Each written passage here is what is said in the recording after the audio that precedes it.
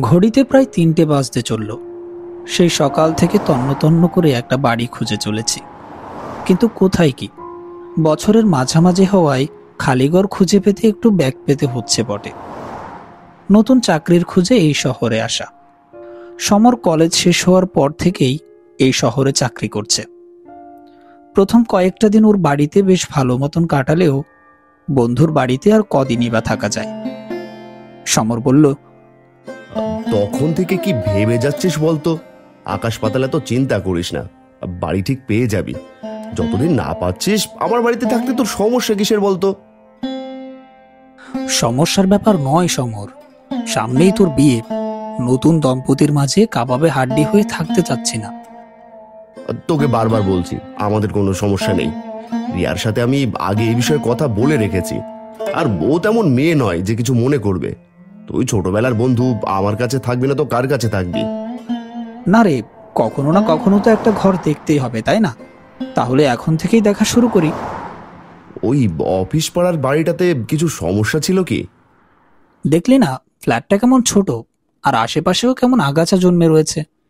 এসব পরিষ্কার করাতে করাতেই সব টাকা চলে যাবে। তার উপর কোনো ফার্নিচারও নেই।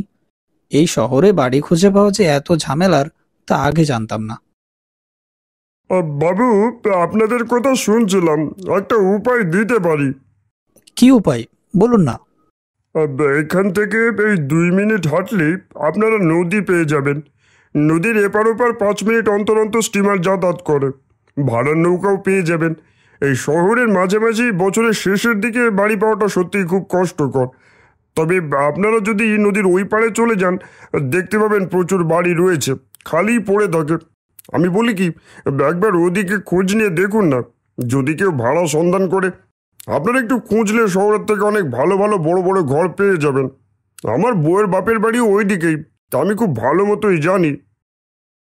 কথাটা কিন্তু মন্দ বলেননি দাদা, বুঝলি রুদ্র?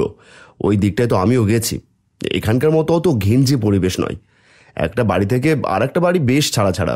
আর আমরা তো মফস্বলে বড় হওয়া ছেলে, আমার মনে হয় জায়গাটা তোর বেশ লাগবে। এতগুলো বাড়ি দেখলাম যখন, আর কয়েকটাও না হয় দেখেনি। আর কোনো কাজও তো নেই আজ। চল না। চাওয়ালার বিল মিটিয়ে আমি আর সমর রওনা হলাম সেই গ্রামের উদ্দেশ্যে।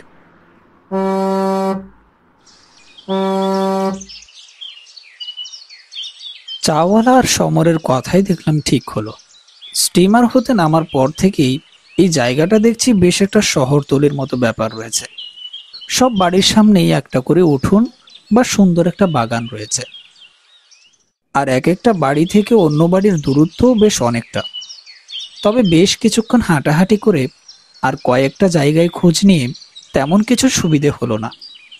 এদিকে বেলাও পড়ে আসছে। এমন সময় হঠাৎ একটা কাগজ উড়ে এসে পায়ে ঠেকলো।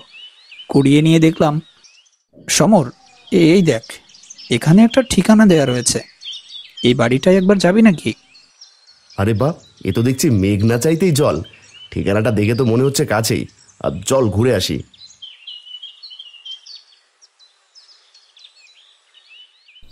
ঠিকানা খুঁজতে খুঁজতে সন্ধ্যা নেমে এলো। অবশেষে একটা বাড়ির সামনে এসে দাঁড়ালাম। ফাঁকা মাঠের মাঝখানে দাঁড়িয়ে রয়েছে একটা বড় বাড়ি। বাড়িটা দেখে মনে হচ্ছে বেশ পুরনো। দেয়ালে কেমন একটা বনেদি ভাব রয়েছে। সমর বলল, কিরে, এই বাড়িটাই তো? মনে তো হচ্ছে এটাই। এই তো, এখানে 33 নম্বর লেখা রয়েছে। চল দেখি তাহলে, কড়া নাড়া যাক। বেশ কয়েকবার কড়া নাড়ার পর দরজাটা খুলে গেল। দরজার ওপারে দাঁড়িয়ে রয়েছেন 80 ঊর্ধ্ব একজন লোক। দেখে মনে হচ্ছে উনি বেশ রুগ্ন। চোখ দুটো ঘোলাটে চশমার আড়ালে বেশ ক্লান্ত দেখাচ্ছে। বললেন, কে কে চায় এত রাতে? না, আপনার বাড়িটা ভাড়াতে চাই বলে বিজ্ঞাপন দিয়েছিলেন, সেজন্যই আসা আর কি। মাফ করবেন, এমন সময় বিরক্ত করলাম। আসুন, ভেতরে আসুন, ঘর দেখে নিন। বৃদ্ধের কথা মতো ঘরের ভেতরে ঢুকলাম। দেখি আদিকালের বেশ পরিষ্কার পরিচ্ছন্ন সাজানো একটা বাড়ি। বাড়ির মাঝ বরাবর 2তলার সিঁড়ি উঠে গেছে। বৃদ্ধের পেছন পেছন আমরাও উপরে উঠলাম। এই দোতলাটা ভাড়া দেবার জন্যই লোক খুঁজছি। দেখুন, বেশ অনেকগুলোই ঘর রয়েছে। আশা করি আপনার ভালো লাগবে। নিজের চোখকে বিশ্বাস হচ্ছিল না। পুরো দোতলাটাই উনি ভাড়া দিচ্ছেন। যেখানে আমি একটা ঘরও খুঁজে পাচ্ছিলাম না, সেখানে দেখি উনি এই বাড়িতে বৈঠকখানা, রান্নাঘর, শোবার ঘর, বাথরুম, এমনকি একটা লাইব্রেরিও রয়েছে। শোবার ঘরের ঠিক পাশেই একটা বিশাল বারান্দা। সেখান থেকেই মন জোড়ানো হাওয়া আসছিল হু হু করে। সবকটি ঘর ঘুরে ঘুরে দেখলাম। মনটা বেশ ভালো হয়ে গেল। সমর বলল, রুদ্র, এ তো দেখছি এলাহি ব্যাপার। আমার তো মনে হচ্ছে তোর বদলে আমি বাড়িটা নিয়ে নিই আর তোকে আমার বাড়িটা দিয়ে দিই। না বাবা, এটি হচ্ছে না। এত কষ্ট করে সবুরের ফল পেয়েছি, আমি কারোর সাথে ভাগাভাগি করছি না। তা জ্যাঠামশাই, এই বাড়ির ভাড়া কত? বেশি নয়, মাত্র 6,000। বলেন কি জ্যাঠামশাই, এই বাড়ির ভাড়া মাত্র 6,000? আর সিকিউরিটি ডিপোজিট? আমি বাবা বুড়ো মানুষ, অত শত বুঝি না। বাড়ি ভাড়া দিচ্ছি কারণ এই ফাঁকা বাড়িতে একা একা থাকতে মন বসে না। সাথে একটা কেউ থাকলে ভালো লাগে। মানুষ ভালো আর বিশ্বস্ত হতে হবে, তাহলে আমি খুশি। আর মাস কাটার আগে ভাড়ার টাকাটা দিয়ে দিলেই হলো। আর সেসব নিয়ে আপনি একদম চিন্তা করবেন না। আচ্ছা, কবে থেকে আসতে পারি? ঘর তো সাফসুতরো করাই আছে বাপ, তুমি কাল থেকেই চলে আসতে পারো চাইলে। বেশ বেশ, তাহলে আমরা আজ আসছি।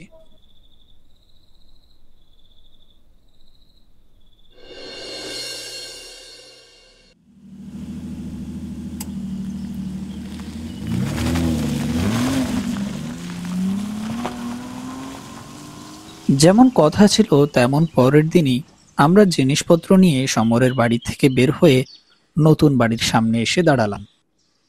দরজায় বেশ কিছুক্ষণ কড়া নাড়ার পরও কেউ দরজা খুলল না। বললাম, সমর, অনেকক্ষণ ধরেই তো অপেক্ষা করছি, কারো কোনো সাড়া শব্দ নেই। বৃদ্ধ মানুষ হতে পারে, ঘুমোচ্ছেন হয়তো। তুই তো বলেইছিলিস যে আজকে আসবি। দরজা ধাক্কা দিয়ে দেখি একটু। সমর দরজায় হালকা করে ধাক্কা দিতেই দরজাটা ক্যাচ শব্দে খুলে গেল।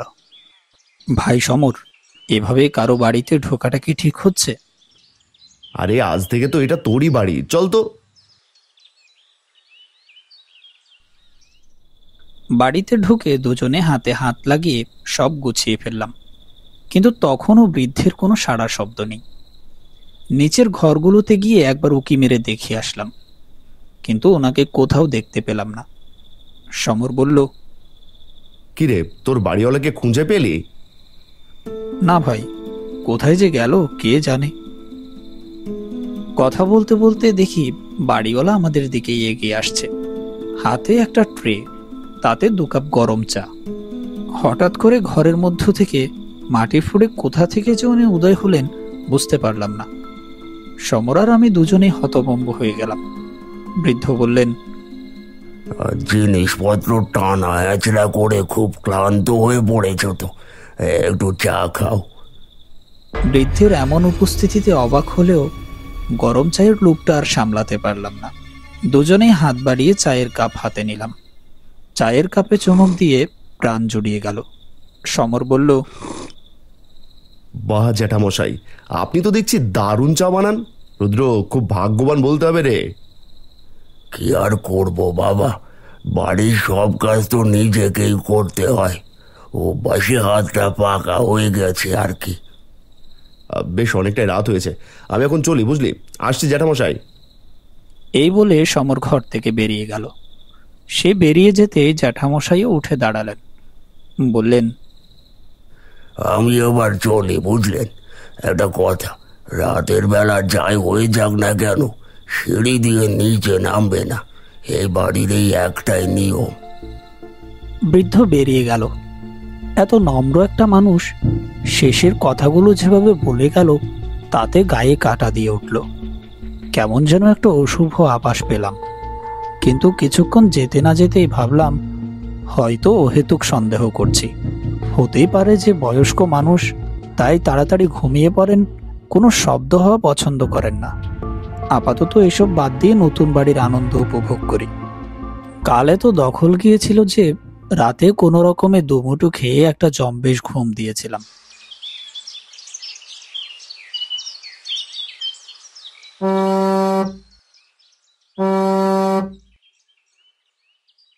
আজ সকাল সকাল উঠে স্টিমার ধরে অফিসে যেতে তেমন কোনো সমস্যা হয়নি। অফিস থেকে ফিরলাম বেশ একটু রাত করেই। বাইরে থেকে মাংস ভাত নিয়ে এসেছিলাম। জম্বেশ খেয়ে হাতে এক কাপ চা নিয়ে বারান্দায় এসে বসেছি। হঠাৎ দেখি জ্যাঠামশাই বাগানে ঘোরাঘুরি করছেন। আজ সারাদিন দেখিনি ওনাকে একবারও। ভেবেছিলাম হয়তো নিজের ঘরেই রয়েছেন। আসার সময় একবার ওনাকে ডাকতেই যাব, তখনই মনে পড়ে গেল ওনার রাতের নিয়মের কথা। নিজেকে আটকে ফেললাম। হঠাৎ লক্ষ্য করলাম জ্যাঠামশাই এদিকে ওদিকে তাকিয়ে পেছনের এক চালা ঘর থেকে একটা বিশাল শাবল বের করে আনলেন। বাগানের এক কোণায় গিয়ে মাটি খুঁড়তে শুরু করলেন সেই শাবল দিয়ে। ব্যাপারটা খুবই অদ্ভুত লাগলো। এত রাতে শাবল দিয়ে মাটি খুঁড়ছেন উনি। হঠাৎই দেখলাম বাগানে একটা গাছের পেছনে একজন ছেলে দাঁড়িয়ে রয়েছেন, আর জ্যাঠামশাই সেদিকেই এগিয়ে যাচ্ছেন। মুহূর্তেই তাদের মধ্যে তুমুল ঝগড়া শুরু হলো। জ্যাঠামশাই তার হাতে থাকা শাবলটি সেই ছেলেটির মাথায় মারল। ছেলেটি মাটিতে লুটিয়ে পড়ল। জ্যাঠামশাই তখনও সেই ছেলেটিকে শাবল দিয়ে আঘাত করতে থাকলো। কিছুক্ষণের মধ্যে তার মাথা থেতলে গিয়ে চারদিকে রক্তাক্ত হয়ে গেল। এই দৃশ্য আর সহ্য করতে পারলাম না। মুখ দিয়ে নিজের অজান্তেই একটা অস্ফুট আওয়াজ বেরিয়ে এলো, জ্যাঠামশাই। জ্যাঠামশাই আমার ডাক শুনে যখনই ফিরে তাকাবেন, হ্যাঁ, এমন সময় তাড়াতাড়ি আমি ঘরে ঢুকে পড়লাম। সে রাতে আমার আর ঘুম হলো না। সেই ছেলেটার আর্তনাদ বারবারই আমার কানে ভেসে আসছিল। পরদিন সকালে অফিসের জন্য তৈরি হয়ে বেরোচ্ছি। হঠাৎ দেখলাম জ্যাঠামশাই সোফায় বসে খবরের কাগজ পড়ছেন। আমায় দেখে কেমন একটা অদ্ভুতভাবে হাসলেন। কাল রাতে দেখা ওনার ভয়ঙ্কর রূপ মনে পড়ে গেল। বললেন, কি বাড়ি কেমন লাগছে? হ্যাঁ, ভালোই লাগছে। শোনো, কাল তুমি বারান্দায় দাঁড়িয়েছিলে কি রাতের বেলা? আগে হ্যাঁ জ্যাঠামশাই, ওই একটু হাওয়া খেতে বেরিয়েছিলাম। আচ্ছা আচ্ছা, শোনো, তোমায় একটা কথা বলি। আমার একটা খারাপ ব্যায়ামও রয়েছে। ঘুমের মধ্যে হাঁটা চলা করার স্বভাব আছে। মাঝে মধ্যে এখানে ওখানে ঘুরে বেড়ায়, আর সকালে উঠে মনেও থাকে না কোথায় গিয়েছিলাম। যেমন আজ সকালে আমার ঘুম ভাঙলো বাগানের মধ্যে। তাই তোমায় জিজ্ঞেস করছিলাম আর কি, কাল রাতে আমি কি কিছু করছিলাম? তুমি কি দেখেছিলে? ওনার কথাই আর চোখে এমন কিছু একটা ছিল যেটা দেখে আমার মনে হলো, যদি এখন আমি বলি যে আমি কি দেখেছি, তাহলে আমার খুব বড় ক্ষতি হতে চলেছে। তাই সত্যিটা চেপে বেমালুম মিথ্যে বলে গেলাম। আগে না, আমি তো আপনাকে দেখিনি জ্যাঠামশাই। কথাটা শুনে তিনি আমার দিকে বেশ কিছুক্ষণ তাকিয়ে রইলেন। তারপর বললেন, বেশ, সাবধানে যেও। কাল রাতে আর আজ সকালে যা হলো, তারপর বারান্দায় যাওয়ার আর সাহস হয়নি। এই বৃদ্ধ আসলে কে? ওনার কি কোনো মানসিক সমস্যা রয়েছে? এই বাড়ি ভাড়া নিয়ে কোনো ভুল করলাম না তো? একটা বই খুলে বসে থাকলেও এসব নিয়ে আকাশ পাতাল ভেবে যাচ্ছিলাম। হঠাৎ বইখানার পাতা উল্টাতে উল্টাতে চোখ পড়লো একটা পাতার উপরে। কেমন যেন একটা লালচে দাগ লেগে রয়েছে। হাতে ভেজা ভেজা কিছু অনুভব করলাম। চোখের সামনে হাতটা নিয়ে দেখলাম হাতে তাজা রক্ত লেগে রয়েছে। বইটা ছুঁড়ে ফেলে দিলাম। এ কি? লাইব্রেরির ভেতরে কোথা থেকে একটা যুবক উদয় হলো, মোটামুটি আমার মতনই বয়স। বইটা তুলে ও হাতে নিতে যাবে, এমন সময় জ্যাঠামশাই এলেন। দেখে মনে হচ্ছে খুব রেগে রয়েছেন। বললেন, মৃণাল, তোর সাহস তো কম নয়। এই বাড়ি তুই প্রমোটরকে দিয়ে দিবি? টাকা লোভে পূর্বপুরুষের ভিটে বেঁচে দিবি তুই? এতটা নিচে নেমে গেছিস? বাবা, তুমি যা ভাবছো তা একদমই নয়। এ বাড়ির ঐতিহাসিক মূল্য অনেক বেশি। নয় নয় করে 100 বছরেরও পুরনো বাড়ি। তার প্রমোটরকে দেইনি। এক কোম্পানি আছে, তারা ঐতিহাসিক বাড়ি আর পুরাতন জিনিসপত্র সুন্দর করে প্রিজার্ভ করে রাখে। দেখো, আমার তো বিদেশে চাকরি হয়ে গেছে। তুমি আর এখানে থেকে কি করবে? আমি ভেবেছি এই বাড়িটা ওদের হাতে তুলে দিয়ে তোমায় নিয়ে বিদেশ পাড়ি দেব। আমি বেঁচে থাকতে তোকে বাড়ি বিক্রি করতে দেব না।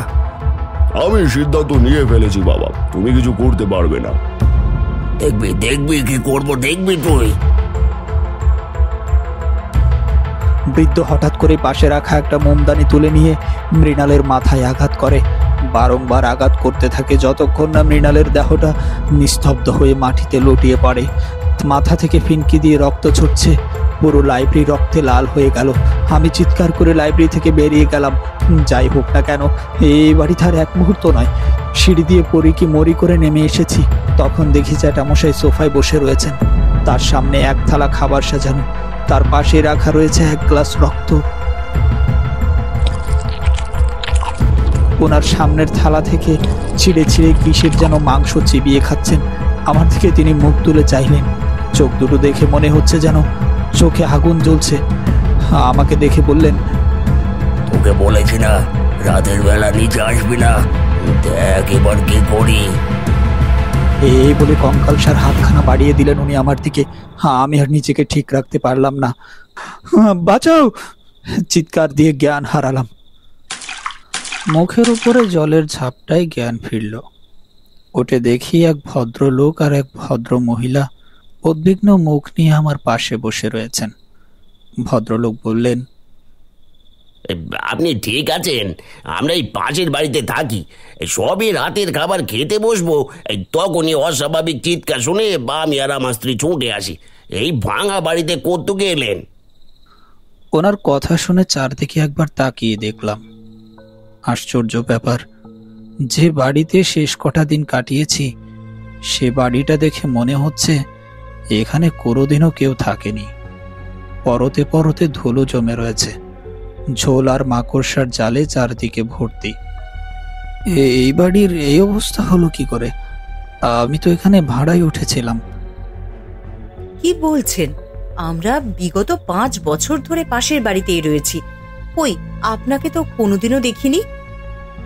এই কদিনের কাহিনী ওনাদেরকে খুলে বললাম। শুনে ওনাদের চক্ষু ছানা বড়া। ভদ্রলোক বললেন, এ বাড়িতে আমরা আসার আগে এক বৃদ্ধ থাকতেন বলে শুনেছিলাম। তার ছেলে এক রাতের পর নিখোঁজ হয়ে যায়। তারপর থেকে বৃদ্ধ একাই থাকতেন। উনি সবাইকে বলতেন ছেলে রাতারাতি তাকে না বলে বাড়ি ছেড়ে বিদেশে চলে গিয়েছে, তাই তাকে আর খোঁজার চেষ্টাও করেননি। তার কিছু বছর পর বৃদ্ধকে বাড়িতে মৃত অবস্থায় পাওয়া যায়। একাই থাকতেন, তাই মারা যাবার পরে কেউ জানতেও পারেননি। শুনেছি নাকি তার মৃতদেহ এই বাড়িতে 1 সপ্তাহের ওপর পড়েছিল। আপনার কথা শুনে মনে হচ্ছে পুলিশে খবর দিয়ে যদি পেছনের বাগানটা খোঁড়ানো হয়, তার ছেলেকেও সেখানেই পাওয়া যাবে। আচ্ছা, সেসব পরে হবে। আপনি চলুন তো, আজ তো অনেক রাত হয়ে গিয়েছে, আর আপনার উপর দিয়ে অনেকটা দুর্যোগ গেছে বোঝা যাচ্ছে।